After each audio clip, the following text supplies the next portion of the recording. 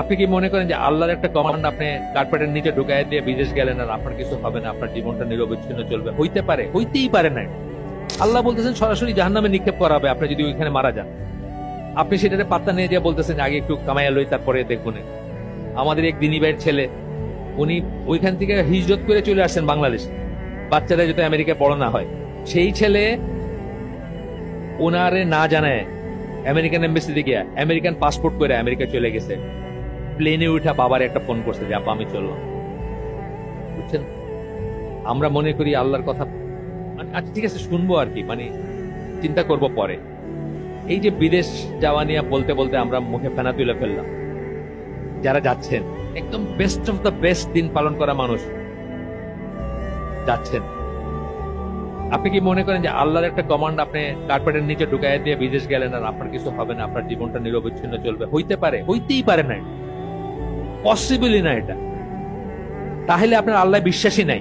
যদি আপনি মনে করেন যে আপনি একটা পা মারায় যাবেন আল্লাহর একটা কমান্ড বা অর্ডার বা আল্লাহর একটা এবং আপনার কিছুই হবে না উইদাউট মেকিং তওবা বা তওবার রাস্তা খোলা থাকবে, অফকোর্স এটা আছে।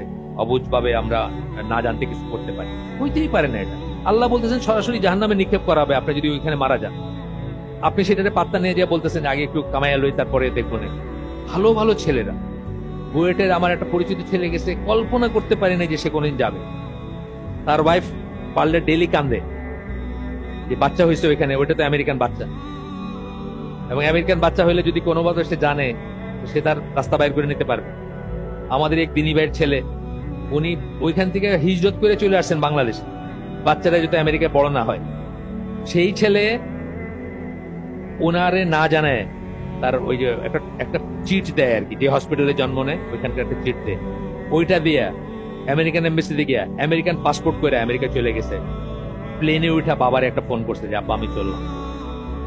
বুঝছেন, জন্ম দেওয়াটা কত বড় পাপ। ওইখানে জন্ম দিচ্ছেন শুধু ওই পাপ। উনি কিন্তু খুব ভালো আমলের মানুষ, উনি চলে আসছেন, বাচ্চারা একটু বড় হইতে উনি সবাইকে নিয়ে চলে আসছেন। ওনার আমেরিকান পাসপোর্ট উনি বাক্সবন্দি করে রেখে দিচ্ছেন, কিন্তু ওনার ছেলে এই বড় হয়েছে পরে যখন জানছে, অনেকে বুদ্ধি দিছে তুমি এনে পড়ে আসছো কেন, এদিকে এটা জায়গা হইলো থাকার, তোমার সারা দুনিয়া তোমার জন্য ওপেন। যে প্লেনে উঠে বাপরে ফোন করছে আব্বা আমি চললাম, আর সবকিছু সে বাপের অজান্তে করছে। অথচ ছেলেটাকে আমি চিনি, ভাজা মাছ কারে করে সেটাই জানে না, উল্টানোর কথা তো পরে থাক। এতই ভদ্র, কোনদিন চোখ তুলে তাকায় না সামনে আসে। এটা হচ্ছে আপনার অর্জন। আপনি মনে করলেন কিছু হবে না। ওই ভাই খুব ভালো আমলের মানুষ, খুব ভালো বোঝে, মারা গেছেন, আল্লাহ জান্নাতে নসিব করুন, অত্যন্ত ক্লোজ, আমার নিজের আপন ভাইয়ের মতো। কিন্তু একটা ভুল করছিলেন, সেই কবে ওই দেশে জন্ম দিছিলেন বাচ্চাটা, ওইটা কবে আইসা তার বেলায় বাউন্স ব্যাক করলো আর কি জিনিস। মনে করেন না যে এমনি এমনি তবা করেন, ঠিক আছে, তবার রাস্তা তো খোলা আছে, কিন্তু মনে করেন না যে আপনি ওভারস্টেপিং করবেন আর আপনার কিছু হবে না। এই জন্য বলতেছেন আল্লাহর ওয়াদা সত্য, আমরা অনেক সময় মনে রাখি না। আল্লাহর প্রতিটি ওয়াদা সত্য, জান্নাতের জন্য সত্য, জাহান্নামের জন্য সত্য।